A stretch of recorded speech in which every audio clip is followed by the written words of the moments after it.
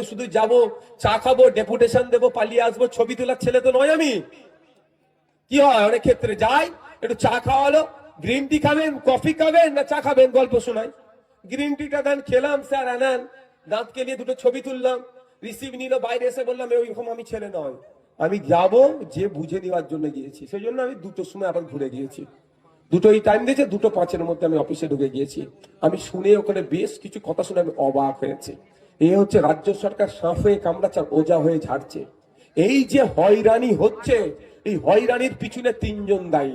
ভারত সরকার, BJP, Paschimbangla সরকার, তৃণমূল আর নির্বাচন commission, এই 3জন মিলে আমাদের হয়রানি করছে। মমতা ব্যানার্জি সরকার কোনো অংশে কম নয় আপনার আমার হয়রানিতে, তার আমি প্রমাণ দিয়ে যাব। আর আপনারা ভালো করে জানেন নওশাদ সিদ্দিকী প্রমাণ ছাড়া কথা বলে না, আমি একটা প্রমাণ ছাড়া কথা বলবো না। একদিন আমি 2 তারিখের জায়গায় 4 তারিখ বলে ফেলেছিলাম, তাও আমি বলেছি ফেসবুকে, আমার ছেলে অ্যাডমিনদের লিখিয়ে পোস্ট করে দিয়েছি, যেটা আমার ভুল হয়েছিল বলা। 2 তারিখের জায়গায় 4 তারিখের জায়গায় 2 তারিখের জায়গায় আমি 4 তারিখ বলে ফেলেছিলাম, সেটা আমি ভুল স্বীকার করে নিয়েছি। আমি এই ছেলে, আমি রাজনীতি থেকে করে কামিয়ে খেতে হবে সেই জন্য আসিনি। যদি আসতাম এতক্ষণ আমি পুলক বাবু যেই লেভেলের বিধায়ক হয়ে মন্ত্রী হয়ে ঘুরছে, নওশাদ সিদ্দিকীও ঘুরতো। বুঝতে পারছেন কি বলছি? কিন্তু আমি ওটা করতে আসিনি। আমি আপনাকে বলছি কেন রাজ্য সরকার দায়ী। এসআইআর দ্রুততার সাথে হোক সেই জন্য মমতা ব্যানার্জির সরকার প্রায় 90,000 অফিসার দিল, 200 থেকে 250 কোটি টাকা বরাদ্দ করলো দ্রুততার সাথে এসআইআর করার জন্য। হলো, ফর্ম দিল, ফর্ম জমা করলো। এবার হচ্ছে খেলাটা শুনুন, আপলোড করার জন্য নির্বাচন কমিশন 1000 কম্পিউটার অপারেটরকে চেয়েছিল। কত? মাত্র 1000 কম্পিউটার অপারেটরকে চেয়েছিল, যে 4 মাস না 3 মাস কাজ করবে, ওরা আপলোড করে দেবে। রাজ্য সরকার কি করলো? ওরা টেন্ডার করে দিল, রাজ্য সরকারের ফাইন্যান্স ডিপার্টমেন্ট সেটাকে আটকে দিল। 6 মাস ধরে টেন্ডার হয়ে পড়ে আছে, কম্পিউটার অপারেটর দিল না।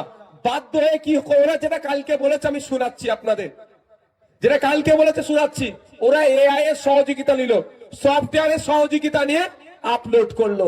ফলে কি হলো, আজকে আপনার নামের ফুল স্টপ নেই, নোটিশ।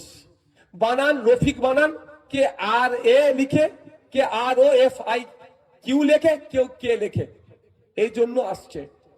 আব্দুল করিম মোল্লা চিঠি চলে আসলো। হিন্দু মায়েদের কি হচ্ছে, মায়েদের বিশেষ করে মুসলিম মায়েদের খাতুন ছিল, বিবি হয়েছে, নোটিশ চলে আসলো। হিন্দু মায়েদের, হিন্দু সমাজের মায়েদের তার স্বামীর ঘরের স্বামীর সারনেমটা অ্যাড করে। ধরুন না, এখন কেউ সরস্বতী রায় তার নাম, তার স্বামী যেন বিয়ে হয়েছে চৌধুরী টাইটেল, তাহলে সরস্বতী রয় চৌধুরী, এই ধরনের অনেক কিন্তু কাগজ পাবেন আপনি। তাদের বাড়িতে নোটিশ আসলো। নোটিশটা কেন আসছে? এটা কি ভুল নাম? একটা ফুল স্টপ ছেড়ে গেছে, এটা কি ভুল? আকার একার ওকার, এটা কি ভুল? কিন্তু নোটিশটা কে জেনারেট করছে? এআই করছে। আমি বলেছি, তখন উত্তর নেই। কিন্তু এটা আসতো না যদি 1000 কম্পিউটার অপারেটর রাজ্য সরকার দিত। এই 1000 কম্পিউটার অপারেটর হিসাব আমি আপনাদের বলছি, এরা তো প্রচুর খাটিয়ে নেয়, টাকা কম দেয়।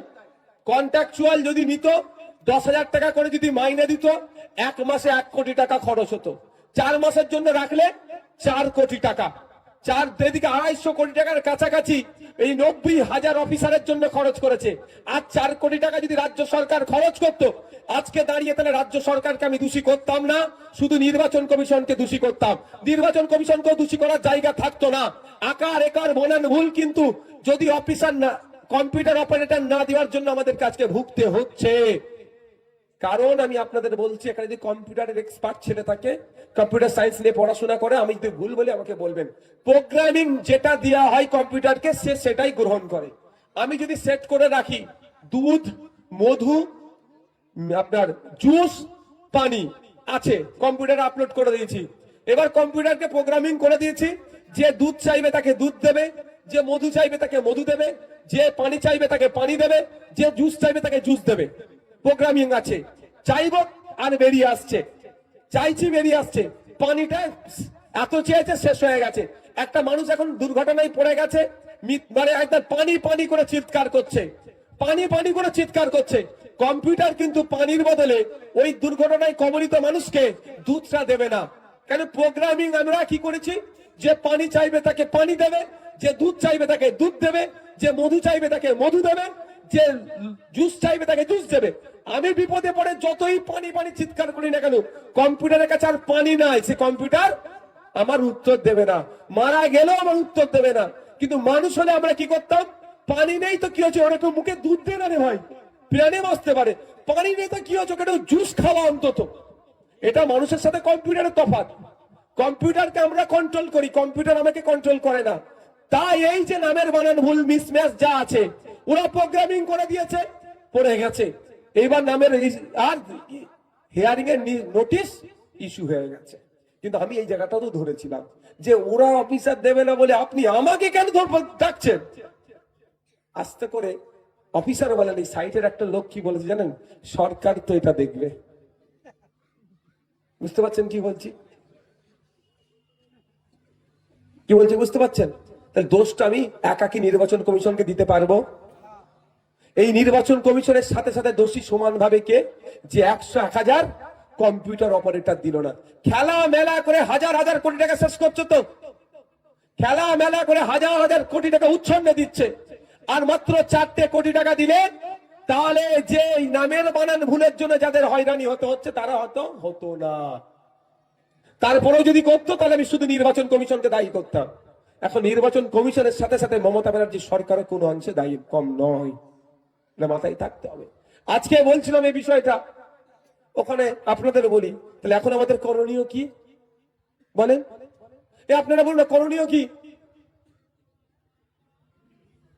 ওই একজন বলছে আন্দোলন করবেন, যে হ্যাঁ ভোট 2021 সালে দিয়ে সরকার তৈরি করলেন, সরকার থাকার পরেও আপনাকে আন্দোলন কেন করতে হবে? সরকার তো আপনার প্রাণের সরকার, আপনি সরকার তৈরি করেছেন তো 2021 সালে, সরকার থাকার পরে আপনাকে আন্দোলন করতে হবে কেন? আমার কথাটা একটু বোঝার চেষ্টা করবেন।